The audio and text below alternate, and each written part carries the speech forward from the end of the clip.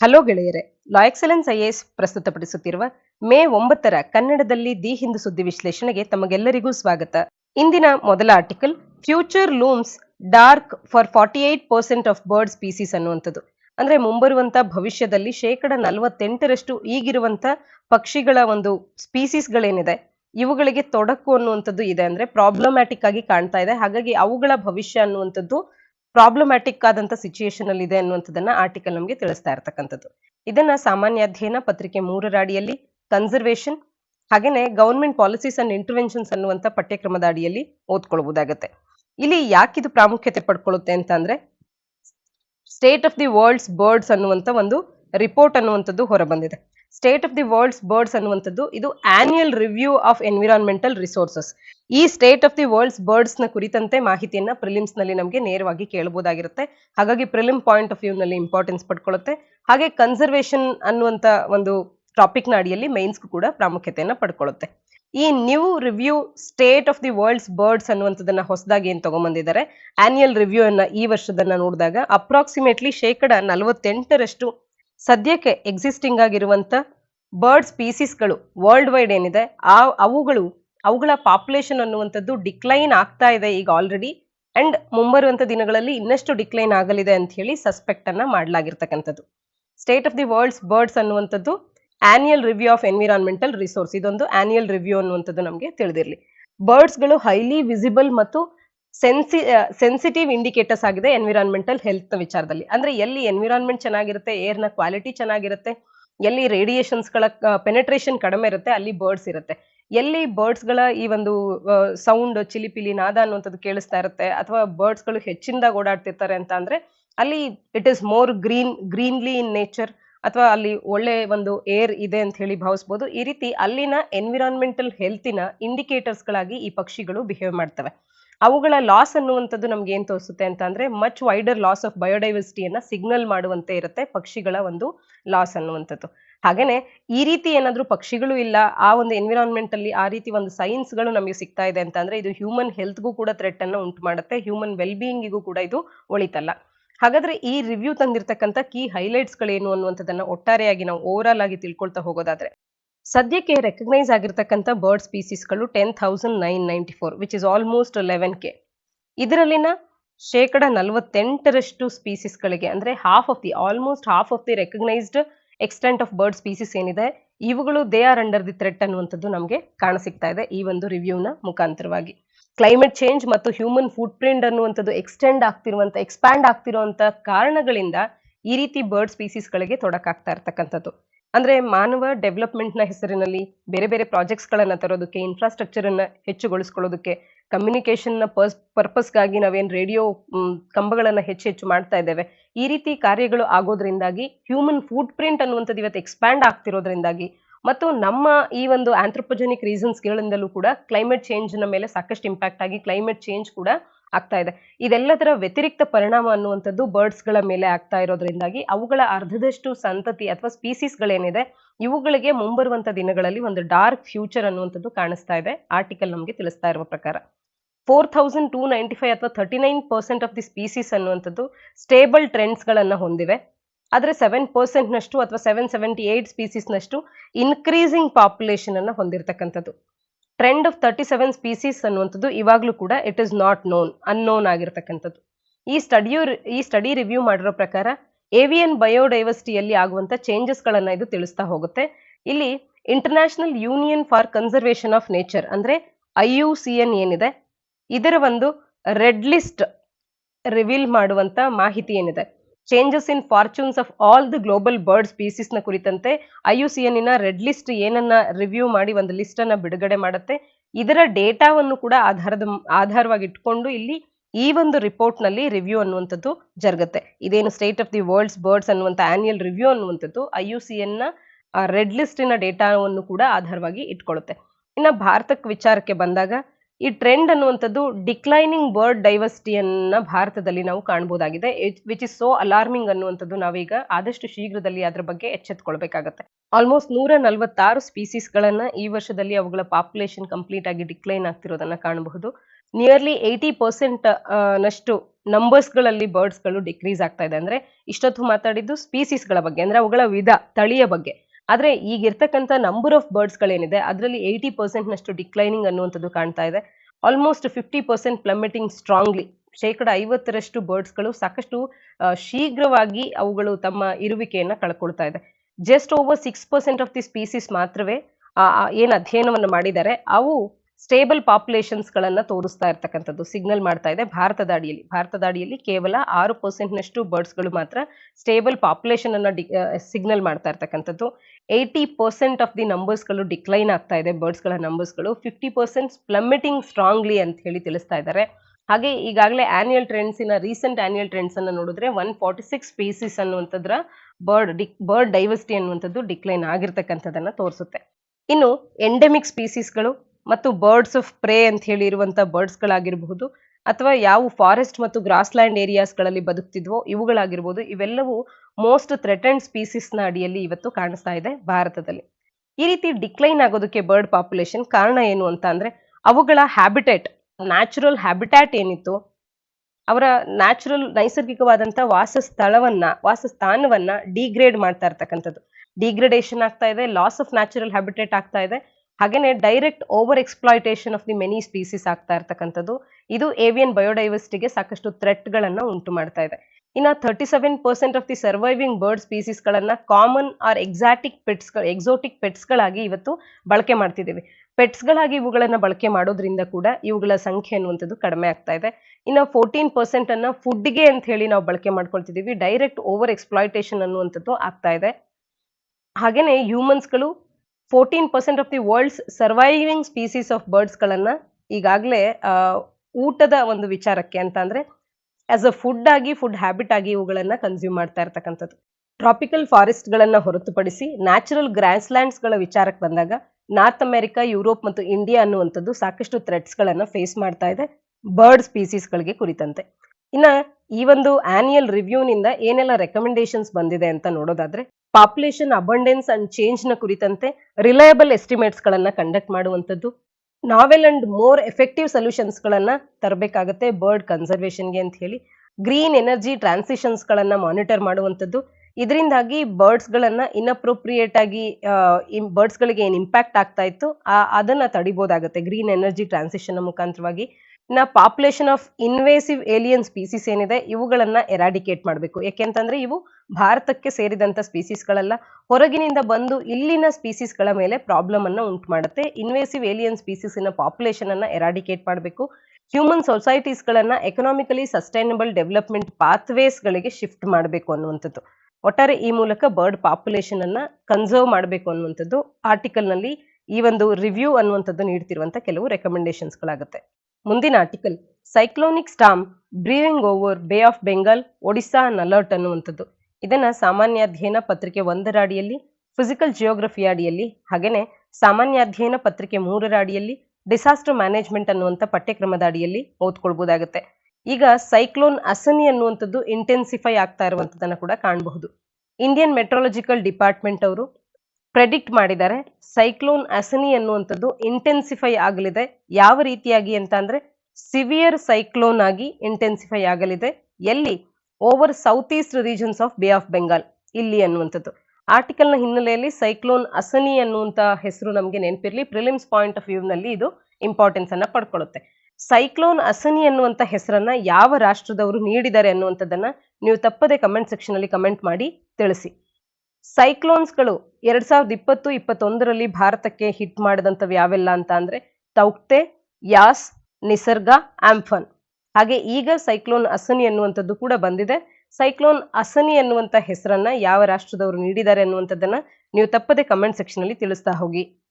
ಇನ್ನು ಭಾರತದಲ್ಲಿನ ಸೈಕ್ಲೋನ್ಸ್ಗಳ ಬಗ್ಗೆ ಒಂದಷ್ಟು ಮಾಹಿತಿನ ತಿಳ್ಕೊಳ್ಳೋದಾದ್ರೆ, ಇಂಡಿಯಾದಲ್ಲಿ ಸೈಕ್ಲೋನ್ಸ್ಗಳ ಅಕ್ಕರೆನ್ಸ್ ಅನ್ನ ನೋಡಿದ್ರೆ ಇವು ಬೈ ಆನ್ಯಲ್ ಆಗಿ ಆಗುತ್ತೆ, ಅಂದ್ರೆ ವರ್ಷಕ್ಕೆ 2 ಬಾರಿ ಆಗುವಂಥದ್ದು. ಉದಾಹರಣೆಗೆ ಮಾರ್ಚ್ನಿಂದ ಮೇನವರೆಗೆ ಒಂದು ಸೀಸನ್ ನಲ್ಲಿ ಮತ್ತು ಅಕ್ಟೋಬರ್ನಿಂದ ಡಿಸೆಂಬರ್ನವರೆಗೆ ಮತ್ತೊಂದು ಸೀಸನ್ ನಲ್ಲಿ ಸೈಕ್ಲೋನ್ ಅಕ್ಕರ್ ಆಗುವಂಥದ್ದನ್ನ ಭಾರತದಲ್ಲಿ ಕಾಣಬಹುದು. ಕೆಲವು ರೇರ್ ಅಕೇಶನ್ಸ್ಗಳಲ್ಲಿ ಜೂನ್ ಮತ್ತು ಸೆಪ್ಟೆಂಬರ್ ತಿಂಗಳುಗಳಲ್ಲೂ ಕೂಡ ಸೈಕ್ಲೋನ್ಸ್ಗಳು ಅಕ್ಕರ್ ಆಗುತ್ತೆ. 21ನೇ ಸೆಂಚುರಿಯಲ್ಲಿ ಗುಲಾಬ್ ಸೈಕ್ಲೋನ್ ಅನ್ನುವಂಥದ್ದು ಕೇವಲ 3ನೇ ಸೈಕ್ಲೋನ್ ಆಗಿದೆ. ಲ್ಯಾಂಡ್ ಫಾಲ್ ಅನ್ನ ಈಸ್ಟ್ ಕೋಸ್ಟ್ ನಲ್ಲಿ ಸೆಪ್ಟೆಂಬರ್ ತಿಂಗಳಲ್ಲಿ ಮಾಡದಂಥದ್ದು. ಟ್ರಾಪಿಕಲ್ ಸೈಕ್ಲೋನ್ಸ್ಗಳು ಡೇಯಿ 2018ರಲ್ಲಿ ಡೇಯಿ ಅನ್ನೋದು 2018ರಲ್ಲಿ ಈ ರೀತಿ ಲ್ಯಾಂಡ್ ಫಾಲ್ ಅನ್ನ ಮಾಡಿತ್ತು. ಹಾಗೆ 2005ರಲ್ಲಿ ಪ್ಯಾರ್ ಅನ್ನುವಂಥದ್ದು ಲ್ಯಾಂಡ್ ಫಾಲ್ ಅನ್ನ ಮಾಡಿತ್ತು. ನಂತರದಲ್ಲಿ 21ನೇ ಸೆಂಚುರಿಯಲ್ಲಿ ಥರ್ಡ್ ಸೈಕ್ಲೋನ್ ಲ್ಯಾಂಡ್ ಫಾಲ್ ಅನ್ನ ಮಾಡಿದೆ ಸೆಪ್ಟೆಂಬರ್ ಅಲ್ಲಿ ಈಸ್ಟ್ ಕೋಸ್ಟ್ ಆಫ್ ಇಂಡಿಯಾದಲ್ಲಿ, ಅಂದ್ರೆ ಸೈಕ್ಲೋನ್ ಗುಲಾಬ್ ಆಗಿತ್ತು. ಟಿಪಿಕಲಿ ಟ್ರಾಪಿಕಲ್ ಸೈಕ್ಲೋನ್ಸ್ಗಳು ನಾರ್ತ್ ಇಂಡಿಯನ್ ಓಷನ್ ರೀಜನ್ ಅಲ್ಲಿ ಡೆವಲಪ್ ಆಗುತ್ತೆ ಪ್ರೀ ಅಂಡ್ ಪೋಸ್ಟ್ ಮಾನ್ಸೂನ್ ಪೀರಿಯಡ್ಸ್ಗಳ ಸಂದರ್ಭದಲ್ಲಿ. May to June and October to November ಅನ್ನುವಂಥದ್ದು produce cyclones of severe intensity ಅನ್ನೋದಕ್ಕೆ ಇವು ಫೇಮಸ್ ಆಗಿರೋದು. ಅಂದ್ರೆ ಆಗ ಹೆಚ್ಚಿನ ಇಂಟೆನ್ಸಿಟಿಯ ಸೈಕ್ಲೋನ್ಸ್ ಗಳು ಪ್ರೊಡ್ಯೂಸ್ ಆಗೋದನ್ನ ನಾವು ಕಾಣಬಹುದಾಗತ್ತೆ. ಇವು ಇಂಡಿಯನ್ ಕೋಸ್ಟ್ ಅನ್ನ ಅಫೆಕ್ಟ್ ಮಾಡುವಂತೆ ಬರುವಂತ ಹೈಯರ್ ಇಂಟೆನ್ಸಿಟಿ ಅಥವಾ ಸಿವಿಯರ್ ಇಂಟೆನ್ಸಿಟಿಯ ಸೈಕ್ಲೋನ್ಸ್ ಗಳನ್ನ ಮೇ ನಿಂದ ಜೂನ್ ವರೆಗೆ ಮತ್ತು ಅಕ್ಟೋಬರ್ ನವೆಂಬರ್ನ ಸಂದರ್ಭದಲ್ಲಿ ನಾವು ಕಾಣಬಹುದು. ಇನ್ನ ಟ್ರಾಪಿಕಲ್ ಸೈಕ್ಲೋನ್ಸ್ ಅಂದ್ರೆ ಏನು ಅನ್ನುವಂಥದ್ದನ್ನ ತಿಳ್ಕೊಳ್ಳೋದಾದ್ರೆ ಈ ಒಂದು ಚಿತ್ರ ನಮಗೆ ಇದರ ಒಂದು ಸ್ಪಷ್ಟ ಮಾಹಿತಿಯನ್ನ ನೀಡ್ತಾ ಹೋಗುತ್ತೆ. ಇಂಟೆನ್ಸ್ ಸರ್ಕ್ಯುಲರ್ ಸ್ಟಾರ್ಮ್ ಆಗಿದೆ ಟ್ರಾಪಿಕಲ್ ಸೈಕ್ಲೋನ್ ಅನ್ನುವಂಥದ್ದು. ಇದು ವಾರ್ಮ್ ಟ್ರಾಪಿಕಲ್ ಓಷನ್ಸ್ ಗಳಲ್ಲಿ ಆರಿಜಿನೇಟ್ ಆಗುವಂಥದ್ದು. ಅಂದ್ರೆ ಎಲ್ಲಿ ಓಷನ್ ವಾಟರ್ ಅನ್ನುವಂಥದ್ದು ವಾರ್ಮ್ ಆಗಿ ಇರುತ್ತೆ, ಈ ವಾರ್ಮ್ ಟ್ರಾಪಿಕಲ್ ಓಷನ್ಸ್ ಗಳಲ್ಲಿ ಇದು ಆರಿಜಿನೇಟ್ ಆಗುತ್ತೆ. ಲೋ ಅಟ್ಮಾಸ್ಫಿಯರಿಕ್ ಪ್ರೆಷರ್ ಇರಬೇಕು, ಹೈ ವಿಂಡ್ಸ್ ಗಳು ಮತ್ತು ಹೆವಿ ರೈನ್ ಇರಬೇಕು. ಈ ರೀತಿ ಒಂದು ಸನ್ನಿವೇಶ ವಾತಾವರಣ ಇದ್ದಂತ ಸಂದರ್ಭದಲ್ಲಿ ಅಂದ್ರೆ ವಾರ್ಮ್ ಟ್ರಾಪಿಕಲ್ ಓಷನ್ ಇರುತ್ತೆ. ಇದರ ಕ್ಯಾರೆಕ್ಟರಿಸ್ಟಿಕ್ಸ್ ಅನ್ನ ನೋಡಿದ್ರೆ low atmospheric pressure, high winds and heavy rain ಇರುತ್ತೆ. ಆ ಸಂದರ್ಭದಲ್ಲಿ ಟ್ರಾಪಿಕಲ್ ಸೈಕ್ಲೋನ್ಸ್ ಗಳನ್ನ ನಾವು ಇಂಟೆನ್ಸ್ ಸರ್ಕ್ಯುಲರ್ ಸ್ಟಾರ್ಮ್ ಆರಿಜಿನೇಟ್ ಆಗೋದನ್ನ ಕಾಣಬಹುದಾಗುತ್ತೆ. ಇನ್ನು ಈ ಟ್ರಾಪಿಕಲ್ ಸೈಕ್ಲೋನ್ಸ್ ಗಳು ಉಗಮ ಆಗೋ ಸ್ಥಾನವನ್ನೇ ಐ ಅಂತ ಹೇಳಿ ಕರಿತೇವೆ. ಇಲ್ಲಿ ನಾವು ಕಾಣಬಹುದಾಗುತ್ತೆ ಐ ಅನ್ನ. ಇದೊಂದು central region of clear skies ಗಳನ್ನ ಹೊಂದಿರುವಂತ ಒಂದು ಕೇಂದ್ರದ ಬಿಂದು ಆಗಿರುತ್ತೆ. ವಾರ್ಮ್ ಟೆಂಪರೇಚರ್ ಹೊಂದಿರುತ್ತೆ ಮತ್ತು ಲೋ ಅಟ್ಮಾಸ್ಫಿಯರಿಕ್ ಪ್ರೆಷರ್ ಇಲ್ಲಿರುತ್ತೆ. ಅಟ್ಮಾಸ್ಫಿಯರಿಕ್ ಪ್ರೆಷರ್ ಲೋ ಇರುತ್ತೆ, ಟೆಂಪರೇಚರ್ ವಾರ್ಮ್ ಆಗಿರುತ್ತೆ, ಕ್ಲಿಯರ್ ಸ್ಕೈಸ್ ಗಳು ಇರುವಂತ ಒಂದು ಸೆಂಟ್ರಲ್ ರೀಜನ್ ಅನ್ನ ಐ ಅಂತ ಹೇಳಿ ಕರಿತೇವೆ. ಇದು ಟ್ರಾಪಿಕಲ್ ಸೈಕ್ಲೋನ್ಗೆ ಇಂಪಾರ್ಟೆಂಟ್ ಕ್ಯಾರೆಕ್ಟರಿಸ್ಟಿಕ್ ಫೀಚರ್ ಆಗಿರುತ್ತೆ. ಸ್ಟಾರ್ಮ್ಸ್ ಆಫ್ ದಿಸ್ ಟೈಪ್ ಅನ್ನ ನಾವು ಹರಿಕೇನ್ಸ್ ಅಂತ ನಾರ್ತ್ ಅಟ್ಲಾಂಟಿಕ್ ಮತ್ತು ಈಸ್ಟರ್ನ್ ಪೆಸಿಫಿಕ್ ನಲ್ಲಿ ಕರಿತೇವೆ. ಹಾಗಾದ್ರೆ ಸೌತ್ ಈಸ್ಟ್ ಏಷ್ಯಾ ಮತ್ತು ಚೈನಾದಲ್ಲಿ ಇವುಗಳನ್ನ ಏನಂತ ಕರಿತೇವೆ ಅನ್ನುವಂಥದ್ದನ್ನ ತಪ್ಪದೆ ನೀವು ಕಮೆಂಟ್ ಸೆಕ್ಷನ್ ಅಲ್ಲಿ ತಿಳಿಸ್ತಾ ಹೋಗಿ. ಯಾಕೆಂದ್ರೆ ಯಾವ ಯಾವ ರೀಜನ್ ಅಲ್ಲಿ ಟ್ರಾಪಿಕಲ್ ಸೈಕ್ಲೋನ್ಸ್ ಗಳನ್ನ ಏನೇನು ಹೆಸರಿನಲ್ಲಿ ಗುರುತಿಸ್ತೇವೆ ಅನ್ನುವಂಥದ್ದನ್ನೇ ನೇರವಾಗಿ ಮ್ಯಾಚ್ ದ ಫಾಲೋಯಿಂಗ್ ರೂಪದಲ್ಲಿ ಕೆಪಿಎಸ್ಸಿ ಅಥವಾ ಯುಪಿಎಸ್ಸಿಯ ಪ್ರಿಲಿಮ್ಸ್ ನಲ್ಲಿ ಕೇಳಬಹುದಾಗಿರುತ್ತೆ ಕೂಡ. ಈ ಹಿನ್ನೆಲೆಯಲ್ಲಿ ಸೌತ್ ಈಸ್ಟ್ ಏಷ್ಯಾ ಮತ್ತು ಚೈನಾದಲ್ಲಿ ಟ್ರಾಪಿಕಲ್ ಸೈಕ್ಲೋನ್ ಅನ್ನ ಯಾವ ಹೆಸರಿನಲ್ಲಿ ಗುರುತಿಸ್ತೇವೆ ಅನ್ನುವಂಥದ್ದನ್ನ ತಪ್ಪದೆ ನೀವು ಕಮೆಂಟ್ ಸೆಕ್ಷನ್ ಅಲ್ಲಿ ಕಮೆಂಟ್ ಮಾಡಿ ತಿಳಿಸಿ. ಹಾಗೆ ಟ್ರಾಪಿಕಲ್ ಸೈಕ್ಲೋನ್ಸ್ ಏನಾದ್ರೂ ಸೌತ್ ವೆಸ್ಟ್ ಪೆಸಿಫಿಕ್ ಅಥವಾ ಇಂಡಿಯನ್ ಓಷನ್ ರೀಜನ್ ಅಲ್ಲಿ ಇರ್ತಾರೆ, ಇವುಗಳನ್ನೇ ನಾವು ಟ್ರಾಪಿಕಲ್ ಸೈಕ್ಲೋನ್ ಅಂತ ಹೇಳಿ ಏನ್ ಭಾರತದಲ್ಲೂ ಕರಿತೀವಿ, ಇಲ್ಲಿ ಕರೆಯುವಂಥದ್ದು. ಇಂಡಿಯನ್ ಓಷನ್ ರೀಜನ್ ಅಲ್ಲಿ ಇವುಗಳನ್ನ ಟ್ರಾಪಿಕಲ್ ಸೈಕ್ಲೋನ್ಸ್ ಅಂತ ಹೇಳಿ ಸೌತ್ ವೆಸ್ಟ್ ಪೆಸಿಫಿಕ್ ಮತ್ತು ಇಂಡಿಯನ್ ಓಷನ್ ರೀಜನ್ ಅಲ್ಲಿ ಗುರುತಿಸ್ತೇವೆ. ಇನ್ನು ನಾರ್ತ್ ವೆಸ್ಟರ್ನ್ ಆಸ್ಟ್ರೇಲಿಯಾದಲ್ಲಿ ವಿಲ್ಲೀಸ್ ಅಂತ ಹೇಳಿ ಇದನ್ನ ಕರೆಯುವಂಥದ್ದು. ಇವುಗಳಲ್ಲಿ ನಾವು ಗುರುತಿಸೋದಾದ್ರೆ ಮುಖ್ಯವಾಗಿ ಕೌಂಟರ್ ಕ್ಲಾಕ್ ವೈಸ್ ನಲ್ಲಿ ನಾರ್ಥರ್ನ್ ಹೆಮಿಸ್ಪಿಯರ್ ನಲ್ಲಿ ಸ್ಟಾರ್ಮ್ಸ್ ಗಳು ರಿವಾಲ್ವ್ ಆಗುವಂಥದ್ದು. ಅಂದ್ರೆ ದಕ್ಷಿಣದ ಒಂದು ಭಾಗಕ್ಕೆ ಅಂದ್ರೆ ಸದರ್ನ್ ಹೆಮಿಸ್ಪಿಯರ್ಗೆ ಬಂದಾಗ ಕ್ಲಾಕ್ ವೈಸ್ ನಲ್ಲಿ ಈ ಒಂದು ಸ್ಟಾರ್ಮ್ಸ್ ಗಳು ಸೈಕ್ಲೋನಿಕ್ ಸ್ಟಾರ್ಮ್ಸ್ ಗಳು ಓಡಾಡುತ್ತೆ ಕ್ಲಾಕ್ ವೈಸ್ ನಲ್ಲಿ. ಆದ್ರೆ ನಾರ್ಥರ್ನ್ ಹೆಮಿಸ್ಪಿಯರ್ ನಲ್ಲಿ ಅಂತಂದ್ರೆ ಉತ್ತರ ಭಾಗದಲ್ಲಿ ಬಂದಾಗ, ಭೂಮಂಡಲದ ಉತ್ತರದ ಭಾಗದಲ್ಲಿ ಇದು ಆಂಟಿ ಕ್ಲಾಕ್ ವೈಸ್ ನಲ್ಲಿ ಅಥವಾ ಕೌಂಟರ್ ಕ್ಲಾಕ್ ವೈಸ್ ನಲ್ಲಿ ರೊಟೇಟ್ ಆಗುವಂಥದ್ದು. ಇನ್ನು ಇದಕ್ಕೆ ಫೇವರಬಲ್ ಕಂಡೀಷನ್ಸ್ ಗಳೇನು, ಈ ರೀತಿಯ ಟ್ರಾಪಿಕಲ್ ಸೈಕ್ಲೋನ್ಸ್ ಗಳು ಅಥವಾ ಟ್ರಾಪಿಕಲ್ ಸ್ಟಾರ್ಮ್ಸ್ ಗಳು ಇಂಟೆನ್ಸಿಫೈ ಆಗೋದಕ್ಕೆ ಫೇವರಬಲ್ ಕಂಡೀಷನ್ಸ್ ಏನು ಅನ್ನುವಂಥದ್ದು ಕೂಡ ಪ್ರಿಲಿಮ್ಸ್ ನ ನೇರವಾದ ಪ್ರಶ್ನೆ ಆಗಿರಬಹುದು. ಇದಕ್ಕೆ large C surface with temperature higher than 27 degree Celsius, ಈ ಒಂದು ಫಿಗರ್ ಕೂಡ ನೆನಪಿರಬೇಕು. 27 ಡಿಗ್ರಿ ಸೆಲ್ಸಿಯಸ್ಗೂ ಹೆಚ್ಚಿನ ಟೆಂಪರೇಚರ್ ಇರುವಂತ ಲಾರ್ಜ್ ಸಿ ಸರ್ಫೇಸ್ ಇರಬೇಕಾಗತ್ತೆ. ಕೋರಿಯಾಲಿಸ್ ಫೋರ್ಸಿನ ಪ್ರೆಸೆನ್ಸ್ ಅನ್ನುವಂಥದ್ದು ಇರಬೇಕಾಗತ್ತೆ. ಇನ್ನು ವರ್ಟಿಕಲ್ ವಿಂಡ್ ಸ್ಪೀಡ್ ನಲ್ಲಿ ಸ್ಮಾಲ್ ವೇರಿಯೇಷನ್ಸ್ ಗಳ ಅವಶ್ಯಕತೆ ಇರುತ್ತೆ. ಪ್ರೀ ಎಕ್ಸಿಸ್ಟಿಂಗ್ ಆಗಿ ಲೋ ಪ್ರೆಷರ್ ಏರಿಯಾ ಇರಬೇಕು, ಲೋ ಲೆವೆಲ್ ಸೈಕ್ಲೋನಿಕ್ ಸರ್ಕ್ಯುಲೇಷನ್ ಅನ್ನುವಂಥದ್ದು ಇರಬೇಕು. ಲೋ ಪ್ರೆಷರ್ ಏರಿಯಾ ಅಥವಾ ಲೋ ಲೆವೆಲ್ ಸೈಕ್ಲೋನಿಕ್ ಸರ್ಕ್ಯುಲೇಷನ್ ಇರಬೇಕಾಗತ್ತೆ. Upper divergence above the sea level system, ಈ ಎಲ್ಲ ಕಂಡೀಷನ್ಸ್ ಗಳು ಇದ್ದಂತ ಸಂದರ್ಭದಲ್ಲಿ ಫೇವರಬಲ್ ಆಗಿರುತ್ತೆ ಇದು ಟ್ರಾಪಿಕಲ್ ಸ್ಟಾರ್ಮ್ಸ್ ಗಳು ಇಂಟೆನ್ಸಿಫೈ ಆಗೋದಕ್ಕೆ. ಆರ್ಟಿಕಲ್ ನ ಹಿನ್ನೆಲೆಯಲ್ಲಿ ಸೌತ್ ಈಸ್ಟ್ ಏಷ್ಯಾ ಮತ್ತು ಚೈನಾದಲ್ಲಿ ಈ ಟ್ರಾಪಿಕಲ್ ಸೈಕ್ಲೋನ್ಸ್ ಗಳನ್ನ ಯಾವ ಹೆಸರಿನಿಂದ ಗುರುತಿಸಲಾಗುತ್ತೆ ಅನ್ನುವಂಥದ್ದನ್ನ ನೀವು ಕಮೆಂಟ್ ಸೆಕ್ಷನ್ ಅಲ್ಲಿ ಕಮೆಂಟ್ ಮಾಡಿ ತಿಳಿಸಿ. ಸೈಕ್ಲೋನ್ಸ್ ಗಳಿಗೆ ಸಂಬಂಧಿಸಿದಂತೆ ಈಗಾಗಲೇ 2020ರ ಪ್ರಿಲಿಮ್ಸ್ ನಲ್ಲಿ ಒಂದು ಪ್ರಶ್ನೆಯನ್ನ ಕೇಳಲಾಗಿದೆ. ಈ ಹಿನ್ನೆಲೆಯಲ್ಲಿ ಆ ಪ್ರಶ್ನೆಯನ್ನ ಮತ್ತೆ ನಾವಿಲ್ಲಿ ಡಿಸ್ಕಸ್ ಮಾಡೋಣ. ಮೊದಲ ವಾಕ್ಯ ಹೇಳುತ್ತೆ jet streams occur in the northern hemisphere only ಅಂತ ಹೇಳಿ. ಹಾಗೆ ಎರಡನೇ ವಾಕ್ಯ ಹೇಳುತ್ತೆ only some cyclones develop an eye ಅಂತ ಹೇಳಿ. ಹಾಗೆ ಮೂರನೇ ವಾಕ್ಯ ಹೇಳುತ್ತೆ the temperature inside the eye of a cyclone is nearly 10 degree lesser than the that of the surroundings ಅಂತ ಹೇಳಿ. ಅಂದ್ರೆ ತಮ್ಮ ಸುತ್ತಲಿನ ವಾತಾವರಣಕ್ಕಿಂತಲೂ ಕೂಡ ಐ ಆಫ್ ದಿ ಸೈಕ್ಲೋನ್ ನಲ್ಲಿ 10 ಡಿಗ್ರಿ ಸೆಲ್ಸಿಯಸ್ನಷ್ಟು ಟೆಂಪರೇಚರ್ ಕಡಿಮೆ ಇರುತ್ತೆ ಅನ್ನುವಂಥದ್ದನ್ನ ಹೇಳುತ್ತೆ. ಈ 3 ವಾಕ್ಯಗಳಲ್ಲಿ ಸರಿಯಾದ ವಾಕ್ಯಗಳು ಯಾವುವು ಅನ್ನುವಂಥದ್ದನ್ನ ಗುರುತಿಸಿ ನೀವು ತಪ್ಪದೆ ಕಮೆಂಟ್ ಸೆಕ್ಷನ್ ಅಲ್ಲಿ ಸರಿ ಉತ್ತರವನ್ನ ಕಮೆಂಟ್ ಮಾಡಿ ತಿಳಿಸಿ. ಮುಂದಿನ article justice Pardiwala is in line to be CJI ಎನ್ನುವಂಥದ್ದು. ಪ್ರಿಲಿಮ್ಸ್ ಅಥವಾ ಕೆಪಿಎಸ್ಸಿ ಪರೀಕ್ಷೆಗೆ ಇದು ಉಪಯುಕ್ತ ಆಗಬಹುದು. ಜಸ್ಟಿಸ್ ಪರ್ದಿವಾಲಾ ಮತ್ತು ಜಸ್ಟಿಸ್ ಸುಧಾಂಶು ಧೂಲಿಯಾ ಇವರಿಬ್ಬರನ್ನ ಈಗ ಸರ್ವೋಚ್ಚ ನ್ಯಾಯಾಲಯಕ್ಕೆ ಅಂದ್ರೆ ಸುಪ್ರೀಂ ಕೋರ್ಟಿಗೆ ಇವರನ್ನ ಆಯ್ಕೆ ಮಾಡಿರ್ತಕ್ಕಂಥದ್ದು. ಅಂದ್ರೆ ಸುಪ್ರೀಂ ಕೋರ್ಟಿನ ಜಡ್ಜಸ್ಗಳಾಗಿ ಇವರು ಆಯ್ಕೆಯಾಗಿದ್ದಾರೆ. ಜಸ್ಟಿಸ್ ಪರ್ದಿವಾಲಾ ಅವರು ಪಾರ್ಸಿ ಜನಾಂಗಕ್ಕೆ ಸೇರಿದಂತ ಜಡ್ಜ್ ಆಗಿದ್ದಾರೆ. ಸುಪ್ರೀಂ ಕೋರ್ಟಿಗೆ ಆಯ್ಕೆ ಆಗಿರ್ತಕ್ಕಂಥ ಪಾರ್ಸಿ ಜನಾಂಗದ 6ನೇ ಜಡ್ಜ್ ಆಗಿ ಕೂಡ ಇವರು ಆಯ್ಕೆ ಆಗಿರ್ತಕ್ಕಂಥದ್ದು. ಹಾಗೆ ಮುಂಬರುವಂತ ದಶಕದಲ್ಲಿ ಅಂದ್ರೆ 2020 ನಾವೀಗೇನ್ ಕಾಣ್ತಿದ್ದೇವೆ, ಸೊ ಇದರ ಮುಂದಿನ ದಶಕದಲ್ಲಿ ಜಸ್ಟಿಸ್ ಪರ್ದಿವಾಲಾ ಅವರು ಚೀಫ್ ಜಸ್ಟಿಸ್ ಆಫ್ ಇಂಡಿಯಾ ಆಗಿ ಕೂಡ ಸುಮಾರು 2 ವರ್ಷಗಳಿಗೂ ಅಧಿಕವಾದಂತ ಒಂದು ಪೀರಿಯಡ್ ನಲ್ಲಿ ಇವರು ಚೀಫ್ ಜಸ್ಟಿಸ್ ಆಗಿ ಉಳಿತಾರೆ. ಯಾಕೆಂದ್ರೆ ಅಷ್ಟು ಸೀನಿಯಾರಿಟಿ ಇವರು ಹೊಂದಿದ್ದಾರೆ. ಇವತ್ತು ಇವರು ಸುಪ್ರೀಂ ಕೋರ್ಟಿನ ಜಡ್ಜ್ ಆಗ್ತಿದ್ದಾರೆ. ಮುಂಬರುವಂತ ದಿನಗಳಲ್ಲಿ ಇವರು ಚೀಫ್ ಜಸ್ಟಿಸ್ ಆಫ್ ಇಂಡಿಯಾ ಆಗಿ ಹೊರಹೊಮ್ತಾರೆ ಅನ್ನುವಂಥದ್ದನ್ನ ಆರ್ಟಿಕಲ್ ನಮಗೆ ತಿಳಿಸ್ತಾ ಇರ್ತಕ್ಕಂಥದ್ದು. ಹಾಗೆ ಪಾರ್ಸಿ ಕಮ್ಯುನಿಟಿಯಿಂದ ಚೀಫ್ ಜಸ್ಟಿಸ್ ಆಫ್ ಇಂಡಿಯಾ ಆಗ್ತಿರ್ತಕ್ಕಂಥ 3ನೇ ವ್ಯಕ್ತಿಯಾಗಿ ಕೂಡ ಇವರು ಆಯ್ಕೆ ಆಗ್ತಾರೆ, ಒಂದು ವೇಳೆ ಇವರು ಚೀಫ್ ಜಸ್ಟಿಸ್ ಆಫ್ ಇಂಡಿಯಾ ಆಗಿ ಮುಂಬರುವಂತ ದಿನಗಳಲ್ಲಿ ಆದದ್ದೇ ಆದಾಗ. ಇನ್ನ ಅಪಾಯಿಂಟ್ಮೆಂಟ್ ಆಫ್ ಸಿಜೆ ಯಾವ ರೀತಿ ಆಗುತ್ತೆ ಅನ್ನುವಂಥದ್ದನ್ನ ಆರ್ಟಿಕಲ್ ನ ಹಿನ್ನೆಲೆಯಲ್ಲಿ ನಾವು ತಿಳ್ಕೊಳ್ತಾ ಹೋಗೋಣ.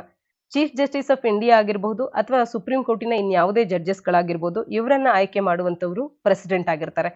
ಅಂದ್ರೆ ಅಪಾಯಿಂಟ್ ಮಾಡುವಂತವರು ಪ್ರೆಸಿಡೆಂಟ್ ಆಗಿರ್ತಾರೆ.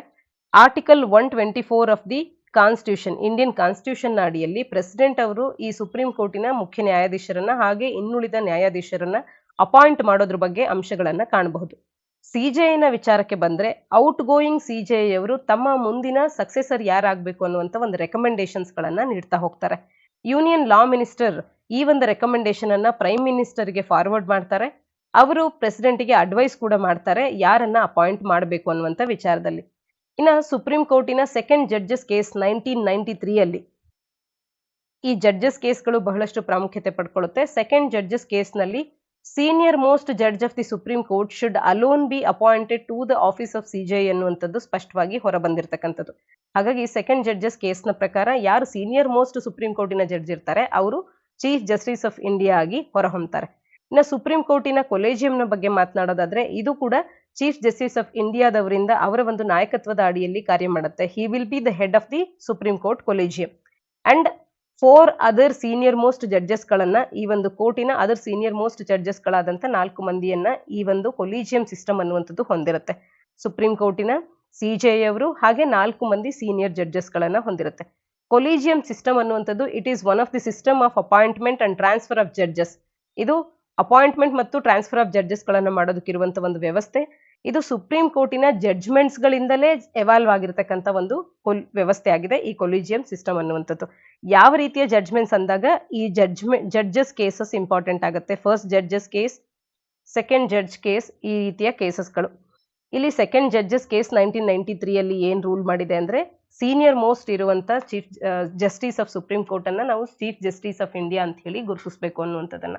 ಈ ರೀತಿಯಾಗಿ ಈ ಜಡ್ಜಸ್ ಗಳ ಕೇಸಸ್ಗಳು ಕೊಲಿಜಿಯಂ ಸಿಸ್ಟಮ್ ಅನ್ನುವಂಥದ್ದು ಉಗಮ ಆಗೋದಕ್ಕೆ ಮುಖ್ಯವಾದಂತ ಪಾತ್ರವನ್ನ ವಹಿಸಿದ್ದಾವೆ.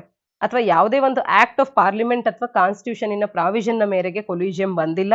ಬದಲಾಗಿ ಜಡ್ಜಸ್ ಕೇಸಸ್ ಗಳಿಂದ ಒಂದು ತಿರುವನ್ನ ಪಡೆದು ಇದರ ಜಡ್ಜ್ಮೆಂಟ್ಸ್ ಗಳ ಆಧಾರದ ಮೇಲೆ ಕೊಲಿಜಿಯಂ ಸಿಸ್ಟಮ್ ಅನ್ನುವಂಥದ್ದು ಇವತ್ತು ಹುಟ್ಟು ಹಾಕೊಂಡಿದೆ ಅನ್ನುವಂಥದ್ದು. ಇನ್ನ ಅಡ್ಮಿನಿಸ್ಟ್ರೇಟಿವ್ ಪವರ್ಸ್ ಆಫ್ ಸಿಜೆ ಏನಿರುತ್ತೆ ಅಂತ ಅಂದ್ರೆ ಇವರನ್ನ ಮಾಸ್ಟರ್ ಆಫ್ ರೋಸ್ಟರ್ ಅಂತ ಕೂಡ ಕರೀತಾರೆ. ಇವರನ್ನ ಫಸ್ಟ್ ಅಮಾಂಗ್ ಈಕ್ವಲ್ಸ್ ಅಂತ ಹೇಳಿ ಗುರುತಿಸುವಂಥದ್ದು. ಪ್ರೈಮಸ್ ಇಂಟರ್ಪೇರ್ಸ್ ಅಂತ ಹೇಳಿ ಇದನ್ನ ಕರಿತೇವೆ. ಪ್ರೈಮಸ್ ಇಂಟರ್ಪೇರ್ಸ್ ಅಂದಾಕ್ಷಣ ಫಸ್ಟ್ ಅಮಾಂಗ್ ಈಕ್ವಲ್ಸ್ ಅನ್ನುವಂಥದ್ದು ನಮಗೆ ತಿಳಿದಿರಲಿ. ಬಿಸೈಡ್ಸ್ ಇವರು ಅಡ್ಜುಡಿಷಿಯೇಟರಿ ರೋಲ್ ಅನ್ನ ಮಾಡೋದ್ರ ಜೊತೆಗೆ ಈ ಸುಪ್ರೀಂ ಕೋರ್ಟಿನ ಅಡ್ಮಿನಿಸ್ಟ್ರೇಟಿವ್ ಹೆಡ್ ಆಗಿ ಕೂಡ ಈ ಒಂದು ಸಿಜೆಐ ಅವರು ಕಾರ್ಯ ಮಾಡುವಂಥದ್ದು. ಇನ್ನ ಇವರ ಒಂದು ಅಡ್ಮಿನಿಸ್ಟ್ರೇಟಿವ್ ಕೆಪಾಸಿಟಿಯ ಅಡಿಯಲ್ಲಿ ಚೀಫ್ ಜಸ್ಟಿಸ್ ಅವರು prerogative of allocating cases to particular benches ಈ ಒಂದು ಪವರ್ ಅನ್ನ ಕೂಡ ಅವರು ಎಕ್ಸರ್ಸೈಸ್ ಮಾಡ್ತಾರೆ. ಅಂದ್ರೆ ಯಾವ ಯಾವ ಬೆಂಚ್ಗೆ ಯಾವ ಕೇಸಸ್ ಗಳನ್ನ ಅಲೋಕೇಟ್ ಮಾಡಬೇಕು ಅನ್ನುವಂತ ಒಂದು ಅಧಿಕಾರವನ್ನ ಕೂಡ ಇವರು ಪಡ್ಕೊಂಡಿರ್ತಾರೆ. ಇನ್ನ ಚೀಫ್ ಜಸ್ಟಿಸ್ ಅವರು ಯಾವ ಕೇಸನ್ನ ಎಷ್ಟು ಮಂದಿ ಜಡ್ಜಸ್ಗಳು ಹಿಯರ್ ಮಾಡಬೇಕು ಅನ್ನೋದ್ರ ಬಗ್ಗೆ ಕೂಡ ನಿರ್ಧಾರವನ್ನ ತಗೊಳ್ತಾರೆ. ಒಟ್ಟಾರೆ ಆಡಳಿತಾತ್ಮಕ ವಿಚಾರಗಳು ಏನೇ ಬಂದ್ರೂ ಕೂಡ ಸುಪ್ರೀಂ ಕೋರ್ಟ್ ನಲ್ಲಿ ಅದರ ನಿರ್ಣಯವನ್ನ ಇವರು ತಗೊಳ್ಳುವಂಥದ್ದು. ಯಾವ ಕೇಸನ್ನ ಯಾರು ತೀರ್ಪು ನೀಡಬೇಕು, ಎಷ್ಟು ಮಂದಿ ಸೇರಿ ತೀರ್ಪನ್ನ ನೀಡಬೇಕು, ಈ ರೀತಿ ಎಲ್ಲ ನಿರ್ಧಾರಗಳನ್ನ ಸಿಜೆಐ ಅವರು ತಗೊಳ್ಳುವಂತ ಹಿನ್ನೆಲೆಯಲ್ಲಿ ನಿರ್ಧಾರಗಳು ಅಥವಾ ರಿಸಲ್ಟ್ಸ್ಗಳು ಯಾವ ರೀತಿಯಾಗಿ ಹೊರ ಹೊಮ್ಮಬೇಕು ಅನ್ನೋದ್ರ ಮೇಲೆ ಇವರ ಒಂದು ಇನ್ಫ್ಲೂಯೆನ್ಸ್ ಅನ್ನುವಂಥದ್ದು ಸಾಕಷ್ಟು ಇರುತ್ತೆ. ಯಾವುದೇ ಸ್ಟೇಟೆಡ್ ರೀಸನ್ಸ್ ಗಳನ್ನ ನೀಡದೆ ಕೊಲಿಜಿಯಲ್ ಕನ್ಸೆನ್ಸಸ್ಗೆ ಇವರು ಒಪ್ಪಿಗೆಯನ್ನು ಕೂಡ ತೋರಿಸದೆ ಬೇಕಾದ್ರೆ ಇವರ ಒಂದು ಅಡ್ಮಿನಿಸ್ಟ್ರೇಟಿವ್ ಪವರ್ಸ್ ಗಳನ್ನ ಇವರು ಎಕ್ಸಸೈಸ್ ಮಾಡಬಹುದಾಗಿರುತ್ತೆ ಚೀಫ್ ಜಸ್ಟಿಸ್ ಆಫ್ ಇಂಡಿಯಾದವರು. ಇನ್ನ ಇದರ ಕುರಿತಂತೆ ರೀಸೆಂಟ್ ಡೆವಲಪ್ಮೆಂಟ್ ಅನ್ನ ನೋಡೋದಾದ್ರೆ 2019ರಲ್ಲಿ ಸುಪ್ರೀಂ ಕೋರ್ಟ್ ರೂಲ್ ಮಾಡಿದೆ. ಆಫೀಸ್ ಆಫ್ ಸಿಜೆಐ ಅನ್ನುವಂಥದ್ದು it comes under the purview of RTI ಅನ್ನುವಂಥದ್ದು. ಇದು ನೇರವಾಗಿ ಒಂದು ಸ್ಟೇಟ್ಮೆಂಟ್ ಆಗಿ ಪ್ರಿಲಿಮ್ಸ್ ನಲ್ಲಿ ಬರಬಹುದು. ಸಿಜೆಐ ಅವರ ಆಫೀಸು RTI ನ ಅಡಿಯಲ್ಲಿ ಬರುತ್ತೋ ಇಲ್ವೋ ಅಂತ ಹೇಳಿ, ಅಥವಾ ಬರುತ್ತೆ ಅಂತ ತಿಳಿಸಿದಾಗ ಸರಿ ಅನ್ನುವಂಥದ್ದು, ಬರಲ್ಲ ಅಂದಾಗ ಈ ತಪ್ಪು ವಾಕ್ಯ, ಇದು ವಾಕ್ಯ ತಪ್ಪು ಅನ್ನುವಂಥದ್ದು ತಿಳಿದಿರಬೇಕು. ಹಾಗೇನೆ ಆರ್ಟಿಕಲ್ ನ ಹಿನ್ನೆಲೆಯಲ್ಲಿ ಪ್ರೆಸಿಡೆಂಟ್ ಅವರ ಒಂದು ಹುದ್ದೆ ಏನಿದೆ ಇದು RTI ನ ಅಡಿಯಲ್ಲಿ ಬರುತ್ತಾ ಅನ್ನುವಂಥದ್ದನ್ನ ನೀವು ತಪ್ಪದೆ ಕಮೆಂಟ್ ಸೆಕ್ಷನ್ ಅಲ್ಲಿ ಕಮೆಂಟ್ ಮಾಡಿ ತಿಳಿಸಿ. ಮುಂದಿನ article Rakhigarhi skeletons DNA samples sent for analysis ಅನ್ನುವಂಥದ್ದು. ರಾಖಿ ಗರಿಯಲ್ಲಿ ಕೆಲವೊಂದಷ್ಟು DNA ಸ್ಯಾಂಪಲ್ಸ್ಗಳು ಸ್ಕೆಲಿಟನ್ಸ್ಗಳು ಸಿಕ್ಕಿವೆ. ಇವುಗಳ DNA ಸ್ಯಾಂಪಲ್ಸ್ಗಳನ್ನ ಅನಾಲಿಸಿಸ್ಗಾಗಿ ಕಳಿಸಿರ್ತಕ್ಕಂಥದ್ದನ್ನ ಆರ್ಟಿಕಲ್ ನಮಗೆ ತಿಳಿಸುತ್ತೆ. ಎಕ್ಸ್ಕವೇಷನ್ ಸೈಟ್ ಅನ್ನುವಂಥದ್ದು ರಾಖಿಗರಿಯಲ್ಲಿ 60 ಸ್ಕೆಲಿಟನ್ಸ್ಗಳು ಅಲ್ಲಿ ಸಿಕ್ಕಿರ್ತಕ್ಕಂಥದ್ದು ಆರ್ಕಿಯಾಲಜಿಕಲ್ ಸರ್ವೆ ಆಫ್ ಇಂಡಿಯಾದವರ ಕೈಗೆ. ಇದನ್ನ ನಾವು ಸಾಮಾನ್ಯ ಅಧ್ಯಯನ ಪತ್ರಿಕೆ 1ರ ಅಡಿಯಲ್ಲಿ ಏನ್ಷಿಯಂಟ್ ಇಂಡಿಯನ್ ಹಿಸ್ಟ್ರಿ ಅನ್ನುವಂಥ ಪಠ್ಯಕ್ರಮದ ಅಡಿಯಲ್ಲಿ ಹಾಗೆ ಪ್ರಿಲಿಮ್ಸ್ ಪಾಯಿಂಟ್ ಆಫ್ ವ್ಯೂ ನಲ್ಲಿ ಕೂಡ ನಾವು ಓದ್ಕೊಳ್ಬಹುದಾಗತ್ತೆ. ರಾಖಿ ಗರಿ ಯಾಕೆ ಪ್ರಾಮುಖ್ಯತೆ ಪಡ್ಕೊಳ್ಳುತ್ತೆ ಅಂತ ಅಂದ್ರೆ ಇದು ಇಂಡಿಯನ್ ಸಬ್ ಕಾಂಟಿನೆಂಟ್ ನಲ್ಲಿ ಇರುವಂತ ಲಾರ್ಜೆಸ್ಟ್ ಹರಪ್ಪನ್ ಸೈಟ್ ಆಗಿದೆ. ರಾಖಿ ಗರಿ is the largest Harappan site in the Indian sub continent ಅಂತ ತಿಳಿಸಿದಾಗ ಹೌದು ಇದು ಸರಿ ಅನ್ನುವಂಥದ್ದು ನಮಗೆ ತಿಳಿದಿರಬೇಕು. ಅದರ್ ಲಾರ್ಜ್ ಸೈಟ್ಸ್ ಗಳು ಯಾವ್ಯಾವು ಹರಪ್ಪನ್ ಸಿವಿಲೈಸೇಷನ್ ಅಲ್ಲಿ ಅನ್ನೋದೇ ಆದ್ರೆ ಹರಪ್ಪ, ಮಹೆಂಜದಾರೋ, ಗನ್ವೇರಿವಾಲಾ ಪಾಕಿಸ್ತಾನ್ನಲ್ಲಿ ಇರುವಂಥದ್ದು, ಧೋಲಾವೀರ ಗುಜರಾತ್ನಲ್ಲಿ ಭಾರತದಲ್ಲಿ ಇರುವಂಥದ್ದು. ಇನ್ನು ರಾಖಿಗರಿಯಲ್ಲಿ ಎಕ್ಸ್ಕವೇಷನ್ಸ್ಗಳನ್ನ ಈಗಾಗಲೇ ಪ್ರಾರಂಭ ಮಾಡಿದ್ದು, ಸಾಕಷ್ಟು ಎಕ್ಸ್ಕವೇಷನ್ಸ್ಗಳು ಅಲ್ಲಿ ಜರುಗ್ತಾ ಇದೆ. ಇದು ಏನ್ ತಿಳಿಸುತ್ತೆ ಅಂತ ಅಂದ್ರೆ gradual evolution of Harappan phase ಯಾವ ರೀತಿ ಆಯ್ತು ಅನ್ನುವಂಥದ್ದನ್ನ ಅಧ್ಯಯನ ಮಾಡೋದಕ್ಕೆ ಇಲ್ಲಿನ ಎಕ್ಸ್ಕವೇಷನ್ಸ್ಗಳು ನೆರವಾಗಿರ್ತಕ್ಕಂಥದ್ದು. ಇನ್ನ ಈ ಸೈಟ್ ಅನ್ನ ಯಾರು ಎಕ್ಸ್ಕವೇಟ್ ಮಾಡಿದ್ರು ಅಂದ್ರೆ ASI ಆರ್ಕಿಯಾಲಜಿಕಲ್ ಸರ್ವೆ ಆಫ್ ಇಂಡಿಯಾದ ಅಮರೇಂದ್ರನಾಥ್ ಅವರು ರಾಖಿಗರನ್ನ ಎಕ್ಸ್ಕವೇಟ್ ಮಾಡಿದಂಥದ್ದು. ಮೇಜರ್ ಫೈಂಡಿಂಗ್ಸ್ ಗಳೇನು ಈ ಒಂದು ಸೈಟ್ ನಲ್ಲಿ ಅಥವಾ ಈ ರಾಖಿಗರಿಯಲ್ಲಿ ಅಂತ ಅಂದ್ರೆ ಹರಪ್ಪನ್ ಸೆಟ್ಲ್ಮೆಂಟ್ಸ್ ಗಳ ಕುರಿತಂತೆ ಮೆಚೂರ್ ಹರಪ್ಪನ್ ಫೇಸ್ ಅನ್ನುವಂಥದ್ದನ್ನ ರೆಪ್ರೆಸೆಂಟ್ ಮಾಡುವಂತೆ ಪ್ಲಾನ್ಡ್ ಟೌನ್ಶಿಪ್ ಆಗಿರ್ಬೋದು, ಮಡ್ ಬ್ರಿಕ್ಸ್ ಗಳು ಅಂದ್ರೆ ಆಗಲೇ ಮಣ್ಣಿನ ಇಟ್ಟಿಗೆಗಳನ್ನ ಮಾಡಿ ಇವರು ಮನೆಯನ್ನ ಅಥವಾ ಬಿಲ್ಡಿಂಗ್ಸ್ ಗಳನ್ನ ಕಟ್ತಿರುವಂತದನ್ನ ಕಾಣಬಹುದು. ಅದರಲ್ಲೂ ಕೂಡ ಬರ್ನ್ಟ್ ಬ್ರಿಕ್ಕಿನ ಹೌಸಸ್ಗಳು ಇಲ್ಲಿ ಪತ್ತೆ ಆಗಿರ್ತಕ್ಕಂಥದ್ದು. ಆಗಲೇ ಇವರು ಈ ಒಂದು ಇಟ್ಟಿಗೆಗಳನ್ನ ಸುಟ್ಟು ಮಾಡುವಂಥದ್ದು ಈಗಾಗಲೇ ತಿಳಿದಿತ್ತು ಅನ್ನುವಂಥದ್ದು ನಮಗೆ ಈ ಒಂದು ರಾಖಿಗರಿಯಲ್ಲಿ ದೊರಕಿರ್ತಕ್ಕಂಥ ಹಲವಾರು ಅಂಶಗಳಿಂದ ತಿಳಿದು ಬರುತ್ತೆ. ಹಾಗೆ ಪ್ರಾಪರ್ ಡ್ರೈನೇಜ್ ಸಿಸ್ಟಮ್ ಕೂಡ ಇತ್ತು ಅನ್ನುವಂಥದ್ದನ್ನ ಗುರುತಿಸಬಹುದಾಗತ್ತೆ. ಒಟ್ಟಾರೆ ಸೆಟ್ಲ್ಮೆಂಟ್ಸ್ ಗಳ ಬಗ್ಗೆ ಇಲ್ಲಿ ನಾವು ಕಾಣಬಹುದು. ಈ ಒಂದು ಸೈಟ್ ನಲ್ಲಿ ಮೇಜರ್ ಫೈಂಡಿಂಗ್ಸ್ ಅಂದಾಗ ಸೆಟ್ಲ್ಮೆಂಟ್ಸ್ ಗಳ ಬಗ್ಗೆ ಕಂಡಿದೆ. ಇನ್ನು ಸೀಲ್ಸ್ ಅಂಡ್ ಪಾಟರೀಸ್ ಗಳು ಇಲ್ಲಿ ಕಲೆಕ್ಟ್ ಆಗಿರ್ತಕ್ಕಂಥದ್ದು ಸಿಲಿಂಡ್ರಿಕಲ್ ಸೀಲ್ ಆಗಿರ್ಬೋದು ವಿತ್ 5 ಹರಪ್ಪನ್ ಕ್ಯಾರೆಕ್ಟರ್ಸ್ ಗಳನ್ನ ಅದು ಒಳಗೊಂಡಿದೆ. ಸಿರಾಮಿಕ್ ಇಂಡಸ್ಟ್ರಿ, ರೆಡ್ ವೇರ್ ಆಗಿರ್ಬೋದು, ಡಿಶ್ ಆನ್ ಸ್ಟ್ಯಾಂಡ್ ಆಗಿರ್ಬೋದು, ಪರ್ಫೋರೇಟೆಡ್ ಜಾರ್ ಇವೆಲ್ಲವೂ ಕೂಡ ಇಲ್ಲಿ ದೊರಕಿರ್ತಕ್ಕಂಥದ್ದು. ಇನ್ನು ಅದರ್ ಆಂಟಿಕ್ವಿಟೀಸ್ ಗಳು ಏನೆಲ್ಲ ದೊರಕಿದೆ ಅಂದ್ರೆ ಸೆಮಿ ಪ್ರೀಶಿಯಸ್ ಸ್ಟೋನ್ಸ್ ಗಳು, ಕಾಪರ್ ಆಬ್ಜೆಕ್ಟ್ಸ್ ಗಳು, ಟಾಯ್ ಕಾರ್ಟ್ ಇವೆಲ್ಲವೂ ಕೂಡ ಇಲ್ಲಿ ದೊರಕಿರ್ತಕ್ಕಂಥದ್ದು. ಇನ್ನು ಬರಿಯಲ್ಸ್ ಅಂಡ್ ರಿಚುಯಲ್ಸ್ ನ ವಿಚಾರಕ್ಕೆ ಬಂದ್ರೆ ಬರಿಯಲ್ಸ್ ಆಗುವಂತ ಸಂದರ್ಭದಲ್ಲಿ triangular and circular fire altars ಗಳನ್ನ ಇಲ್ಲಿ ಗುರುತಿಸಿರುವಂತದ್ದು. Animal sacrificial pit which is lined with mud brick ಇದನ್ನ ಕೂಡ ಇಲ್ಲಿ ನಾವು ಕಾಣಬಹುದಾಗುತ್ತೆ. ಇಲ್ಲಿ ದೊರಕಿರ್ತಕ್ಕಂಥ ಎಕ್ಸ್ಕವೇಷನ್ಸ್ ಗಳು ಫ್ಯೂ ಎಕ್ಸ್ಟೆಂಡೆಡ್ ಬರಿಯಲ್ಸ್ ಗಳನ್ನ ಕೂಡ ಹೊಂದಿದೆ. ಇವು ಸರ್ಟನ್ಲಿ ವೆರಿ ಲೇಟ್ ಸ್ಟೇಜ್ಗೆ ಬಿಲಾಂಗ್ ಆಗಿರ್ತಕ್ಕಂಥವು ಆಗಿರಬಹುದು, ಮೇ ಬಿ ಮೆಡಿವಲ್ ಟೈಮ್ಸ್ ಗಳಿಗೆ ಹೊಂದಿರುವಂತದ್ದು ಆಗಿರಬಹುದು. ಇನ್ನ ರೀಸೆಂಟ್ ಫೈಂಡಿಂಗ್ಸ್ ಗಳಂದ್ರೆ ಸ್ಕೆಲಿಟಲ್ ರಿಮೇಲ್ಸ್ ಗಳು ದೊರಕಿರೋದ್ರಿಂದಾಗಿ ಅವುಗಳ DNA ಸ್ಯಾಂಪಲ್ಸ್ ಗಳನ್ನ ಈಗ ಅನಾಲಿಸಿಸ್ಗೆ ಕಳಿಸ್ತಾ ಇರ್ತಕ್ಕಂಥದನ್ನ ಆರ್ಟಿಕಲ್ ತಿಳಿಸ್ತಾ ಇದೆ. ಇನ್ನು ರಾಖಿಗರಿಯಲ್ಲಿನ ಎಕ್ಸ್ಕವೇಷನ್ಸ್ ಗಳ ಮುಖಾಂತರವಾಗಿ ಹರಪ್ಪನ್ ಸಿವಿಲೈಸೇಷನ್ ಅಲ್ಲಿನ ಜನರು ಒಂದು ಇಂಡಿಪೆಂಡೆಂಟ್ ಆರಿಜಿನ್ ಅನ್ನ ಹೊಂದಿದ್ರು ಅನ್ನುವಂಥದ್ದು ತಿಳಿಸ್ತಾ ಬರುತ್ತೆ. ಆರ್ಟಿಕಲ್ ನ ಹಿನ್ನೆಲೆಯಲ್ಲಿ ಮತ್ತಷ್ಟು ಹರಪ್ಪನ್ ಸಿವಿಲೈಸೇಷನ್ ಬಗ್ಗೆ ತಿಳ್ಕೊಳ್ಳೋದಾದ್ರೆ ಇದನ್ನ IVC ಅಥವಾ ಇಂಡಸ್ ವ್ಯಾಲಿ ಸಿವಿಲೈಸೇಷನ್ ಅಂತ ಕೂಡ ಕರಿತಾ ಇದ್ದಂಥದ್ದು. ಇದು 2500 BCಯ ಸಂದರ್ಭದಲ್ಲಿ ಫ್ಲರಿಶ್ ಆಗಿರ್ತಕ್ಕಂಥದ್ದು. ಸೌತ್ ಏಷ್ಯಾದ ವೆಸ್ಟರ್ನ್ ಪಾರ್ಟ್ ನಲ್ಲಿ ಕಂಟೆಂಪ್ರರಿ ಪಾಕಿಸ್ತಾನ್ ಮತ್ತು ವೆಸ್ಟರ್ನ್ ಇಂಡಿಯಾಕ್ಕೆ ಇದು ಸೇರಿದಂತ ಜಾಗದಲ್ಲಿ ಇದ್ದಂಥದ್ದೇ ಈ ಇಂಡಸ್ ವ್ಯಾಲಿ ಸಿವಿಲೈಸೇಷನ್ ಅನ್ನುವಂಥದ್ದು. ಇಂಡಸ್ ವ್ಯಾಲಿ ಅನ್ನುವಂಥದ್ದು 4 ಏನ್ಷಿಯಂಟ್ ಅರ್ಬನ್ ಸಿವಿಲೈಸೇಷನ್ಸ್ ಗಳಾದಂತ Egypt civilisation, Mesopotamia civilisation, India and China ಇವೆಲ್ಲದಕ್ಕೂ ಕೂಡ ಒಂದು ಲಾರ್ಜೆಸ್ಟ್ ಹೋಮ್ ಆಗಿ ಈ IVC ಅನ್ನೋದನ್ನ ಕಾಣಬಹುದಾಗುತ್ತೆ. 1920s ಅಲ್ಲಿ ಆರ್ಕಿಯಾಲಜಿಕಲ್ ಡಿಪಾರ್ಟ್ಮೆಂಟ್ ಆಫ್ ಇಂಡಿಯಾ ಅನ್ನುವಂಥದ್ದು ಇಂಡಸ್ ವ್ಯಾಲಿಗೆ ಕುರಿತಂತೆ ಎಕ್ಸ್ಕವೇಷನ್ಸ್ ಗಳನ್ನ ಕ್ಯಾರಿ ಔಟ್ ಮಾಡುತ್ತೆ. 2 ಓಲ್ಡ್ ಸಿಟೀಸ್ ಗಳನ್ನ ಇಲ್ಲಿ ನಾವು ಗುರುತಿಸಬಹುದು. ಮೊಹೆಂಜದಾರೋ ಮತ್ತು ಹರಪ್ಪ ಅನ್ನುವಂಥದ್ದು ಆಗ ಅನರ್ತ್ ಆಗಿದ್ದಂಥದ್ದು 1920s ಗಳಲ್ಲಿ. ಇಂದಿನ ಒಂದು ಎಡಿಟೋರಿಯಲ್ ಅನ್ನ ಡಿಸ್ಕಸ್ ಮಾಡೋಣ. India's judiciary and the slackening cog of trust ಅನ್ನುವಂಥದ್ದು. ಸಾಮಾನ್ಯ ಅಧ್ಯಯನ ಪತ್ರಿಕೆ 2ರ ಅಡಿಯಲ್ಲಿ ಎಕ್ಸಿಕ್ಯೂಟಿವ್ ಅಂಡ್ ಜುಡಿಷಿಯರಿ ಅನ್ನುವಂಥ ಪಠ್ಯಕ್ರಮದ ಅಡಿಯಲ್ಲಿ ಓದ್ಕೊಳ್ಬಹುದಾಗುತ್ತೆ. ಭಾರತದ ಇವತ್ತಿನ ನ್ಯಾಯಾಂಗ ವ್ಯವಸ್ಥೆ ಅನ್ನುವಂಥದ್ದು ಸಬ್ಸ್ಟ್ಯಾನ್ಷಿವ್ ಮತ್ತು ಪ್ರೊಸೀಜರಲ್ ಜಸ್ಟಿಸ್ ನಿಂದ ಡಿಪಾರ್ಚರ್ ಅನ್ನ ಪಡ್ಕೊಳ್ತಾ ಇದೆ. ಡೀಪ್ ಸ್ಕ್ರೂಟಿನಿಗೆ ಇವತ್ತು ಇದು ಒಳಗಾಗಬೇಕಾಗಿದೆ. ಯಾಕೆಂತಂದ್ರೆ ಇಷ್ಟು ದೂರವಾಗಿ ನ್ಯಾಯಾಂಗ ವ್ಯವಸ್ಥೆ ಅನ್ನುವಂಥದ್ದು ಸಬ್ಸ್ಟ್ಯಾಂಟಿವ್ ಮತ್ತು ಪ್ರೊಸೀಜರಲ್ ಜಸ್ಟಿಸ್ ನಿಂದ ಇದು ಡಿಪಾರ್ಚರ್ ಅನ್ನ ಪಡ್ಕೊಳ್ತಾ ಇದೆ ಅಂತ ಹೇಳಿ. ಭಾರತದಲ್ಲಿನ ಜುಡಿಷಿಯಲ್ ಕರಪ್ಷನ್ ಬಗ್ಗೆ ಮಾತನಾಡ್ತಾ ಇದ್ದಾರೆ. ಲೋಯರ್ ಜುಡಿಷಿಯರಿಯಲ್ಲಿ ಜುಡಿಷಿಯಲ್ ಕರಪ್ಷನ್ ಅನ್ನುವಂಥದ್ದು ಹೆಚ್ಚಿನದಾಗಿ ಇದೆ ಅಂತ ಹೇಳಿ. ಟ್ರಾನ್ಸ್ಪರೆನ್ಸಿ ಇಂಟರ್ನ್ಯಾಷನಲ್ ಅವರ ಪ್ರಕಾರ 45% of the people who had come in contact with judiciary 2011ರ ಟ್ರಾನ್ಸ್ಪರೆನ್ಸಿ ಇಂಟರ್ನ್ಯಾಷನಲಿನ ರಿಪೋರ್ಟ್ ತಿಳಿಸ್ತಾ ಹೋಗುತ್ತೆ. 45% ಮಂದಿ ಯಾರು ಜುಡಿಷಿಯರಿಯ ಕಾಂಟ್ಯಾಕ್ಟಿಗೆ ಬಂದಿದ್ದಾರೆ 2009, 2010ರ ಸಂದರ್ಭದಲ್ಲಿ ಇವರು ಬ್ರೈಬ್ ಅನ್ನ ಜುಡಿಷಿಯರಿಗೆ ನೀಡಬೇಕಾಗಿ ಬಂದಿದೆ ಅಂತ ಹೇಳಿ. ಇನ್ನ ಮೋಸ್ಟ್ ಕಾಮನ್ ರೀಸನ್ ಏನು ಈ ಬ್ರೈಬ್ ಅನ್ನ ನೀಡೋದಕ್ಕೆ ಅಂತ ಅಂದ್ರೆ ಥಿಂಗ್ಸ್ ಗಳನ್ನ ಸ್ಪೀಡ್ ಅಪ್ ಮಾಡ್ಲಿಕ್ಕೆ. ಯಾಕೆ ಅಂತಂದ್ರೆ ಇವತ್ತು ಆಲ್ರೆಡಿ ಗೊತ್ತು ಸಾಕಷ್ಟು ಕೇಸಸ್ಗಳು ಭಾರತದಲ್ಲಿ ಇವತ್ತಿಗೂ ಕೂಡ ಬಾಕಿ ಉಳಿದಿರ್ತಕ್ಕಂಥದ್ದು. ಹಾಗಾಗಿ ಕೇಸಸ್ಗಳು ಇವತ್ತು ನಮ್ಮ ಕೇಸಸ್ಗಳು ವಿಲೇವಾರಿ ಆಗಬೇಕು ಅಂತ ಅಂದ್ರೆ ಅವುಗಳನ್ನ ಸ್ಪೀಡ್ ಅಪ್ ಮಾಡಬೇಕು ಅಂತ ಅಂದ್ರೆ ಅದಕ್ಕೆ ಅಂತ ಹೇಳಿ ಕರಪ್ಷನ್ ಭಾರತದಲ್ಲಿ ಜರುಗ್ತಾ ಇದೆ ಅನ್ನುವಂಥದ್ದು. Asian human rights commission AHRC April 2013 ಅಲ್ಲಿ ಎಸ್ಟಿಮೇಟ್ ಮಾಡುತ್ತೆ, for every ₹2 in official court fees at least 1,000 is spent in bribes ಅಂತ ಹೇಳಿ. ಕೋರ್ಟ್ ಫೀಸ್ ನಲ್ಲಿ ₹2 ಖರ್ಚು ಮಾಡ್ತಿರ್ತಕ್ಕಂಥ ಅಂತದಕ್ಕೆ ₹1,000 ಭ್ರಷ್ಟಾಚಾರದಲ್ಲಿ ಅಂದ್ರೆ ಒಂದು ಲಂಚದ ರೂಪದಲ್ಲಿ ಭಾರತದಲ್ಲಿನೇ ಲೋಯರ್ ಕೋರ್ಟ್ಸ್ ಗಳಲ್ಲಿ ನಾವು ಕಾಣಬಹುದಾಗುತ್ತೆ ಅನ್ನುವಂಥದ್ದು. ಇನ್ನ ಫ್ರೀಡಮ್ ಹೌಸಿನ freedom in the world 2016 report for India ಅನ್ನುವಂಥ ರಿಪೋರ್ಟ್ ಅನ್ನ ನೋಡಿದಾಗ lower levels of the judiciary in particular have been rife with corruption ಅನ್ನುವಂಥದ್ದನ್ನ ತಿಳಿಸ್ತಾ ಹೋಗುತ್ತೆ ಈ ಫ್ರೀಡಮ್ ಹೌಸಿನ 2016ರ ರಿಪೋರ್ಟ್ ಅನ್ನುವಂಥದ್ದು. ಅಂದ್ರೆ ಲೋಯರ್ ಲೆವೆಲ್ಸ್ ಗಳಲ್ಲಿ ನಮ್ಮ ನ್ಯಾಯಾಂಗ ವ್ಯವಸ್ಥೆಯ ಕೆಳಗಿನ ಹಂತಗಳಲ್ಲಿ ನಾವು ಅಷ್ಟು ಹೆಚ್ಚಿನ ಮಟ್ಟಿನ ಭ್ರಷ್ಟಾಚಾರವನ್ನ ಕಾಣಬಹುದು ಅನ್ನುವಂಥದ್ದು. ಇನ್ನು ಅಲಿಗೇಷನ್ಸ್ ಆಫ್ ಕರಪ್ಷನ್ ಅನ್ನುವಂಥದ್ದು ಹೈಕೋರ್ಟ್ ಜಡ್ಜಸ್ ಗಳ ವಿಚಾರದಲ್ಲೂ ಕೂಡ ನಾವು ಕಂಡಿರ್ಬೋದಾಗತ್ತೆ. ಇನ್ನ ಹಲವಾರು ತೀರ್ಪುಗಳಲ್ಲಿ ಆಂಟಿ ಮುಸ್ಲಿಂ ಬಯಾಸ್ ಆಗೋದನ್ನ ಕಾಣಬಹುದಾಗುತ್ತೆ. ಹಾಗೇನೆ ಪೊಲೀಸರಿಂದ ಆಗುವಂತ ಎಕ್ಸ್ಟ್ರಾ ಜುಡಿಷಿಯಲ್ ಕಿಲ್ಲಿಂಗ್ಸ್ ಗಳಿಗೂ ಅವರಿಗೆ ಸರಿಯಾದಂತ ಪಾಠ ಅನ್ನುವಂಥದ್ದು ಅಥವಾ ಅವರಿಗೆ ಶಿಕ್ಷೆ ಅನ್ನುವಂಥದ್ದು ದೊರಕದೇ ಇರ್ತಕ್ಕಂಥದ್ದು. ಈ ರೀತಿ ಆಗೋದ್ರಿಂದಾಗಿ ಜುಡಿಷಿಯರಿಯ ಮೇಲಿನ ಟ್ರಸ್ಟ್ ಅನ್ನುವಂಥದ್ದು ಕೂಡ ಎರೋಡ್ ಆಗುತ್ತೆ. ಬ್ರೂಟಲ್ ವೈಲೆನ್ಸ್ ಆಗಿ ಕೂಡ ಇದು ಮಾರ್ಪಾಡಾಗಬಹುದಾಗಿರುತ್ತೆ ಒಂದು ಕಮ್ಯುನಿಟೀಸ್ ಗಳ ಮಧ್ಯೆ. ಇನ್ನು ಜುಡಿಷಿಯಲ್ ಕರಪ್ಷನ್ ಯಾವೆಲ್ಲ ರೀತಿಯಲ್ಲಿ ಆಗುತ್ತೆ ಅಂತ ಅಂದ್ರೆ ಒಂದು ಪ್ರೆಷರ್ ಅನ್ನ ನೀಡೋ ಮುಖಾಂತರವಾಗಿ ಆಗುತ್ತೆ, ಮತ್ತೊಂದು ಬ್ರೈಬರಿಯನ್ನ ನೀಡುವಂಥದ್ದು. ಪೊಲಿಟಿಕಲ್ ಇಂಟರ್ಫರೆನ್ಸ್ ಅನ್ನುವಂಥದ್ದು ಜುಡಿಷಿಯಲ್ ಪ್ರೋಸೆಸ್ ನಲ್ಲಿ ಆಗೋದ್ರಿಂದ ಪ್ರೆಷರ್ಗೆ ಒಳಗಾಗಬೇಕಾಗಿ ಬರುತ್ತೆ. ಹೈಯರ್ ಪೊಸಿಷನ್ಸ್ ಗಳಿಗಾಗಿ, ಪೋಸ್ಟ್ ರಿಟೈರ್ಮೆಂಟ್ ಲೈಫ್ ನಲ್ಲಿ ಬರಬಹುದಾದಂತ ಪೊಸಿಷನ್ಸ್ ಗಳಿಗಾಗಿ ಬ್ರೈಬರಿಗೋಸ್ಕರ ಮತ್ತು ಪ್ರೆಷರ್ಗೆ ಒಳಗಾಗಿ ಈ ರೀತಿಯ ಜುಡಿಷಿಯಲ್ ಕರಪ್ಷನ್ ಅನ್ನುವಂಥದ್ದು ಆಗ್ತಾ ಇರ್ತಕ್ಕಂಥದ್ದು. ಇನ್ನು ಪೆಂಡೆನ್ಸಿ ಆಫ್ ಕೇಸಸ್ ಅನ್ನುವಂಥದ್ದು ಭಾರತದ ಬಹುದೊಡ್ಡ ಸಮಸ್ಯೆ ಅಂತಾನೆ ಕರಿಬಹುದು.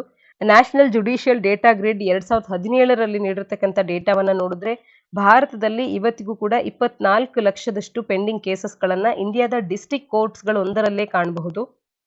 ಇನ್ನ ವೇಕೆನ್ಸೀಸ್ ಗಳನ್ನ ನೋಡಿದ್ರೆ ಅದರಲ್ಲೂ ಕೂಡ ಹೆಚ್ಚಿನ ಸಂಖ್ಯೆಯಲ್ಲಿ ವೇಕೆನ್ಸೀಸ್ ಗಳನ್ನ ಇವತ್ತು ಭಾರತದ ಒಂದು ಕೋರ್ಟ್ಸ್ ಗಳು ಹೊಂದಿವೆ. 22% ಆಫ್ ದಿ ಸ್ಯಾಂಕ್ಷನ್ಡ್ ಸ್ಟ್ರೆಂತ್ ಅನ್ನುವಂಥದ್ದು ಇವತ್ತು ವೇಕೆನ್ಸಿಯನ್ನ ಹೊಂದಿರತಕ್ಕಂಥದ್ದು. ಒಂದು ಕಡೆ ಕೇಸಸ್ ಗಳ ಸಂಖ್ಯೆ ಹೆಚ್ಚಿದೆ, ವೇಕೆನ್ಸೀಸ್ ಗಳು ಕೂಡ ಹಲವಾರು ಖಾಲಿ ಇರ್ತಕ್ಕಂಥದ್ದು. ಪೋಸ್ಟ್ ಗಳೇ ಇಲ್ಲ ಅಂತ ಅಂದಾಗ ಒಂದು ಕಾರ್ಯಕ್ಷಮತೆ ಅನ್ನುವಂಥದ್ದು ಇರೋದಿಲ್ಲ. ಇರುವಂತ ಕಾರ್ಯವನ್ನ ದುಪ್ಪಟ್ಟುಗೊಳಿಸ್ಕೊಂಡ್ರು ಕೂಡ ನಮಗೆ ಈ ಕೇಸಸ್ ಗಳನ್ನ ನಾವು ವಿಲೇವಾರಿ ಮಾಡೋದಕ್ಕೆ ಸಾಕಷ್ಟು ವರ್ಷಗಳೇ ಹಿಡಿಯುತ್ತೆ. ಆದ್ರೂ ಕೂಡ ಇರೋ ಕೆಲಸವನ್ನೇ ಮಾಡೋದಕ್ಕೆ ಬೇಕಾಗುವಷ್ಟು ಸ್ಟಾಫ್ ಅನ್ನುವಂಥವ್ರು ನಮ್ಮಲ್ಲಿ ಇಲ್ಲದೆ ಇರ್ತಕ್ಕಂತೆ ನಾವು ವೇಕೆನ್ಸೀಸ್ ಗಳನ್ನ ಹೊಂದಿದ್ದೇವೆ. ಅಂಡರ್ ಸ್ಟಾಫ್ ಇರುವಂತದ್ದು ಇದು ದೊಡ್ಡ ಸಮಸ್ಯೆ ಆಗ್ತಿರ್ತಕ್ಕಂಥದ್ದು. ಇನ್ನ 42% ಆಫ್ ದಿ ಸ್ಯಾಂಕ್ಷನ್ ಸ್ಟ್ರೆಂತ್ ಅನ್ನುವಂಥದ್ದು ವೇಕೆಂಟ್ ಇದೆ 2016ರ ಜೂನ್ನ ಪ್ರಕಾರ ಹೈಕೋರ್ಟ್ಸ್ ಗಳಲ್ಲಿ ಭಾರತದಲ್ಲಿ. ಹಾಗಾಗಿ ಸಿವಿಯರ್ ಬ್ಯಾಕ್ಲಾಗಿಂಗ್ ಅನ್ನ ಕಾಣ್ತೇವೆ. ಅಂಡರ್ ಸ್ಟಾಫಿಂಗ್ ಅನ್ನುವಂಥದ್ದು ಪರ್ಸಿಸ್ಟ್ ಆಗಿದೆ. Archaic and complex procedure of delivery of justice ಅನ್ನುವಂಥದ್ದು ಕೂಡ ನಂಬರ್ ಆಫ್ ಕೇಸಸ್ಗಳು ಭಾರತದಲ್ಲಿ ಹೆಚ್ಚಾಗ್ತಾ ಇರೋದಕ್ಕೆ, ಪೆಂಡೆನ್ಸಿ ಅನ್ನುವಂಥದ್ದು ಭಾರತದಲ್ಲಿ ಹೆಚ್ಚಿನದಾಗಿರೋದಕ್ಕೆ ಕಾರಣ ಆಗುತ್ತೆ. ಆರ್ಟಿಕಲ್ನ ಹಿನ್ನೆಲೆಯಲ್ಲಿ ಸಬ್ಸ್ಟ್ಯಾಂಟಿವ್ ಜಸ್ಟಿಸ್ ಮತ್ತು ಪ್ರೊಸೀಜರಲ್ ಜಸ್ಟಿಸ್ ಅನ್ನೋದನ್ನ ಅರ್ಥ ಮಾಡ್ಕೊಳ್ಳೋದಾದ್ರೆ, ಸಬ್ಸ್ಟ್ಯಾಂಟಿವ್ ಜಸ್ಟಿಸ್ ಅನ್ನುವಂಥದ್ದು ವೆದರ್ ದ ಸ್ಟ್ಯಾಟ್ಯೂಟ್ಸ್ ಅಥವಾ ಲಾಸ್ ಏನಿದೆ ಈ ಲಾಸ್ಗಳು ಕೇಸ್ ಲಾ ಆಗಿರಬಹುದು, ಅನ್ಲಿಟಲ್ ಲೀಗಲ್ ಪ್ರಿನ್ಸಿಪಲ್ಸ್ಗಳಾಗಿರ್ಬೋದು, ಇವೆಲ್ಲವೂ ಮಾರಲಿ ಜಸ್ಟಿಫೈ ಆಗಿದ್ಯಾ ಅನ್ನುವಂತೆ ಆ ವಿಚಾರಗಳನ್ನ ಅರ್ಥಪಡಿಸ್ಕೊಳ್ಳೋದಕ್ಕೆ ಅಸೋಸಿಯೇಟ್ ಆಗಿರುವಂತ ಜಸ್ಟಿಸೇ ಸಬ್ಸ್ಟ್ಯಾಂಟಿವ್ ಜಸ್ಟಿಸ್ ಅನ್ನುವಂಥದ್ದು. ಅಂದ್ರೆ ಲಾ ಏನ್ ಹೇಳುತ್ತೋ ಅದು ಮಾರಲಿ ಜಸ್ಟಿಫೈ ಆಗತ್ತಾ ಅನ್ನುವಂಥದ್ರ ಒಟ್ಟಿಗೆ ಅಸೋಸಿಯೇಟ್ ಆಗಿರುವಂತ ಜಸ್ಟಿಸ್ ಸಬ್ಸ್ಟ್ಯಾಂಟಿವ್ ಜಸ್ಟಿಸ್ ಅನ್ನುವಂಥದ್ದು. ಉದಾಹರಣೆಗೆ freedom to pursue any religion, ಇದು ಸಬ್ಸ್ಟ್ಯಾಂಟಿವ್ ಜಸ್ಟಿಸ್ ಅಡಿಯಲ್ಲಿ ಕಾಣಬಹುದು. ಇನ್ನು ಪ್ರೊಸೀಜರಲ್ ಜಸ್ಟಿಸ್ ಅಂತ ಅಂದ್ರೆ procedural justice is associated with fair and impartial decision procedures. ಈಗ ಪ್ರೊಸೀಜರ್ ಏನನ್ನ ಎಸ್ಟಾಬ್ಲಿಷ್ ಮಾಡಿದ್ಯೋ ಈ ರೀತಿಯ ಫೈರ್ ಅಂಡ್ ಇಂಪಾರ್ಷಿಯಲ್ ಡಿಸಿಷನ್ಸ್ ಗಳನ್ನ ಪ್ರೊಸೀಜರ್ಸ್ ಗಳ ಆಧಾರದ ಮೇಲೆ ತಗೊಳ್ಳುವಂಥದ್ದು ಇದು ಪ್ರೊಸೀಜರಲ್ ಜಸ್ಟಿಸ್ ಆಗುತ್ತೆ. ಭಾರತದಲ್ಲಿ ಇವತ್ತು ಕೂಡ ಸಾಕಷ್ಟು ಔಟ್ಡೇಟೆಡ್ ಡಿಸ್ಫಂಕ್ಷನಲ್ ಲಾಸ್ಗಳು ಇವತ್ತು ಕೂಡ ಸ್ಟ್ಯಾಟ್ಯೂಟ್ಸ್ಗಳು ಭಾರತದಲ್ಲಿ ಇರುವಂಥದ್ದು. ಅವುಗಳನ್ನ ಇವತ್ತವರೆಗೂ ಕೂಡ ರಿಪೀಲ್ ಮಾಡಿಲ್ಲ. ಹಾಗಾಗಿ ನಮ್ಮ ಲೀಗಲ್ ಸಿಸ್ಟಮ್ ಅನ್ನುವಂಥದ್ದನ್ನ ರಿಫಾರ್ಮ್ ಮಾಡುವಂತ ಅವಶ್ಯಕತೆ ಯೂನಿಯನ್ ಅಂಡ್ ಸ್ಟೇಟ್ ಗವರ್ಮೆಂಟ್ಸ್ ಗಳ ಎರಡೂ ಕಡೆಯಿಂದ ಆಗಬೇಕಾಗಿರ್ತಕ್ಕಂಥದ್ದು. ಹಾಗೇನೆ ಬ್ಲಾಟೆಂಟ್ ವೈಲೇಷನ್ಸ್ ಆಫ್ ಕಾನ್ಸ್ಟಿಟ್ಯೂಷನಲ್ ಪ್ರಾವಿಷನ್ಸ್ ಅನ್ನುವಂಥದ್ದು ಇವತ್ತು ಭಾರತದಲ್ಲಿ ಆಗ್ತಾ ಇದೆ. ಅದಕ್ಕೆ ನಾವು ಒಂದು ಫುಲ್ ಸ್ಟಾಪ್ ಅನ್ನ ಇಡಬೇಕಾಗುತ್ತೆ. ಉದಾಹರಣೆಗೆ ಸಿಟಿಸನ್ಶಿಪ್ ಅಮೆಂಡ್ಮೆಂಟ್ ಆಕ್ಟ್ ಅನ್ನುವಂಥದ್ದು ಸಿಟಿಸನ್ಶಿಪ್ ಅನ್ನ ಕೇವಲ ಪರ್ಸಿಕ್ಯೂಟೆಡ್ ಮೈನಾರಿಟೀಸ್ ಗಳು ಅಂದ್ರೆ ಆದಂತ Hindu, Buddhist, Sikhs, Jains, Parsis and Christians ಗಳಿಗೆ who are from Pakistan, Bangladesh and Afghanistan who had come before December 31, 2014 ಅಂಥವರಿಗೆ ಮಾತ್ರವೇ ನೀಡ್ತಾ ಹೋಗುತ್ತೆ. ಇಲ್ಲಿ ಮುಸ್ಲಿಮರನ್ನ ಹೊರತುಪಡಿಸಲಾಗಿದೆ. ಇದು ಭಾರತದಲ್ಲಿ ಮೂಲಭೂತ ಹಕ್ಕುಗಳು ಅಂತ ಏನ್ ನೀಡ್ತೇವೆ, ರೈಟ್ ಟು ಈಕ್ವಾಲಿಟಿ ಅನ್ನುವಂಥದ್ದಕ್ಕೆ ಒಂದು ತೊಡಕಾಗುವಂತ ಒಂದು ಆಕ್ಟ್ ಆಗಿರ್ತಕ್ಕಂಥದ್ದು. ಈ ರೀತಿ ಭಾರತದಲ್ಲಿ ಇರ್ತಕ್ಕಂಥ ಲಾಸ್ಗಳು ಕೆಲವು ಔಟ್ಡೇಟ್ ಆಗಿರುವಂತದನ್ನ ನಾವು ಇವತ್ತು ತೆಗೆದು ಹಾಕದೇ ಇರ್ತಕ್ಕಂಥದ್ದು. ಹಾಗೆ ಇರುವಂತ ಪ್ರಾವಿಷನ್ಸ್ ಗಳನ್ನ ಬ್ಲಾಟೆಂಟ್ ಆಗಿ ವೈಲೇಟ್ ಮಾಡ್ತಾ ಇದ್ದೇವೆ. ಹಾಗಾಗಿ ಇವುಗಳನ್ನ ತಡಿಬೇಕು ಅನ್ನುವಂಥದ್ದು. ಇವೆಲ್ಲವೂ ಯಾವ ರೀತಿ ಇದೆ ಅಂತ ಅಂದ್ರೆ ಸಬ್ಸ್ಟ್ಯಾನ್ಷಿವ್ ಜಸ್ಟಿಸ್ ಅನ್ನ ವೈಲೇಟ್ ಮಾಡುವಂತೆ ಇದೆ. ಯಾವುದೇ ಒಂದು ಲಾ ಅನ್ನುವಂಥದ್ದು ಸೆಕ್ಯುಲರಿಸಂಗೆ ವಿರುದ್ಧವಾಗಿ ಹೋಗುತ್ತೆ ಅಂತ ಅಂದ್ರೆ ಸಬ್ಸ್ಟ್ಯಾಂಟಿವ್ ಜಸ್ಟಿಸ್ ಅನ್ನ ವೈಲೇಟ್ ಮಾಡ್ತಿದೆ ಅನ್ನುವಂಥದ್ದು ಈ ಆರ್ಟಿಕಲ್ ನಲ್ಲಿ ಲೇಖಕರ ಅಭಿಪ್ರಾಯ. ಹಾಗಾಗಿ ಎಕ್ಸ್ಟ್ರಾ ಕಾನ್ಸ್ಟಿಟ್ಯೂಷನಲ್ ಅಥಾರಿಟಿ ಅನ್ನುವಂಥದ್ದು ಎಕ್ಸಸೈಸ್ ಆಗಬಾರ್ದು ಸೆಂಟ್ರಲ್ ಅಥವಾ ಸ್ಟೇಟ್ ಗವರ್ಮೆಂಟ್ಸ್ ಗಳ ಮುಖಾಂತರವಾಗಿ. ಅಕೌಂಟಬಿಲಿಟಿ ಮೆಕ್ಯಾನಿಸಮ್ ಅನ್ನುವಂಥದ್ದು ವೀಕನ್ ಆಗದೆ ಇರುವಂತೆ, ಕರಪ್ಷನ್ ಅನ್ನುವಂಥದ್ದು ಲೋಯರ್ ಜುಡಿಷಿಯರಿಲಿ ಆಗದೆ ತಡೀಬೇಕಾಗತ್ತೆ. ಪೊಲೀಸಿನ ಇನ್ವಾಲ್ವ್ಮೆಂಟ್ ಕೂಡ ಇರದೆ ನ್ಯಾಯಾಂಗ ವ್ಯವಸ್ಥೆ ಅನ್ನುವಂಥದ್ದು ಒಂದು ನ್ಯಾಯವನ್ನ ಆದಷ್ಟು ಶೀಘ್ರದಲ್ಲಿ ತಂದು ಕೊಡಬೇಕು ಅನ್ನುವಂಥದ್ದು ಒಟ್ಟಾರೆ ಲೇಖನದ ಆಶಯ ಆಗಿರ್ತಕ್ಕಂಥದ್ದು. ಇದಿಷ್ಟು ಇಂದಿನ ಸುದ್ದಿ ವಿಶ್ಲೇಷಣೆಯಾಗಿದೆ. ತಪ್ಪದೆ ನಮ್ಮೆಲ್ಲ ಪ್ರಶ್ನೆಗಳಿಗೆ ಕಮೆಂಟ್ ಸೆಕ್ಷನ್ ನಲ್ಲಿ ಉತ್ತರಗಳನ್ನ ನೀಡಿ. ನಾಳಿನ ಸುದ್ದಿ ವಿಶ್ಲೇಷಣೆಯೊಂದಿಗೆ ಮತ್ತೆ ಸಿಗೋಣ. ಧನ್ಯವಾದ.